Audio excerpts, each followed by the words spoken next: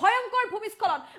ভূমিস্খলন সোণাপুৰৰ টানেলত এই মুহূৰ্তত আটাইতকৈ ডাঙৰ খবৰ জনাই আছো কাৰণ ৰাজ্যত এটাৰ পিছত আন এটা এতিয়া এই ধৰণৰ ঘটনা ভয়ংকৰ ঘটনা সংঘটিত হোৱা দেখিবলৈ পোৱা গৈছে ভূমিকম্পৰ পিছতে ৰাজ্যত এতিয়া ভয়ংকৰ ভূমিস্খলন কিছু সময় পূৰ্বে যেহেতু ভূমিকম্পই জোকাৰি গৈছে সমগ্ৰ ৰাজ্যত আৰু তাৰ পাছতে এতিয়া ভয়ংকৰ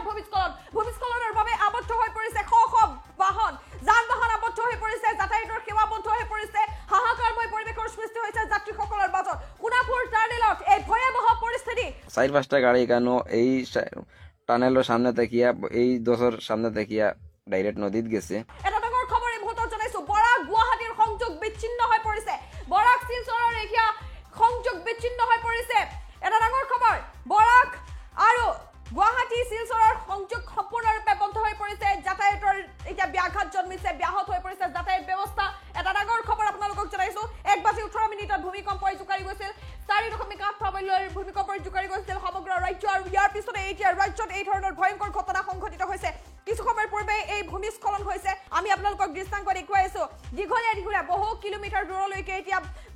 গাড়ী দীঘলীয়া লাইন বাহনৰ দীঘলীয়া লাইন ট্ৰাক বাছ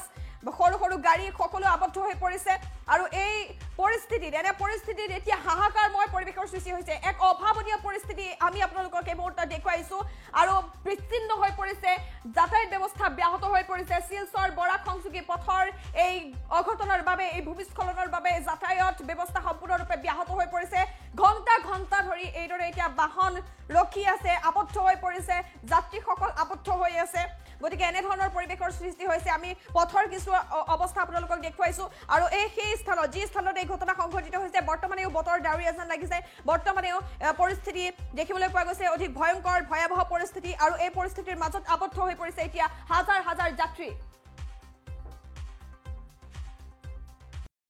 দিগৰখাল দুৰ্গানগৰৰ দেখো জামৰ অৱস্থা দিগরখাল দুর্গানগর আপনারা ভালো করে ভিডিওটা দেখুন যে আপনারা চিন্তা করেন কোন গাড়ি কোন দিকে যাইতো আমারা কমেন্ট করিয়া কইবা আপনারা কষ্টর কত গাড়ি নদীত গেছে 2টা গাড়ি নদীত গেছে আপনারা জানাও আছে বোলেরো একটা গেছে জিপ একটা গেছে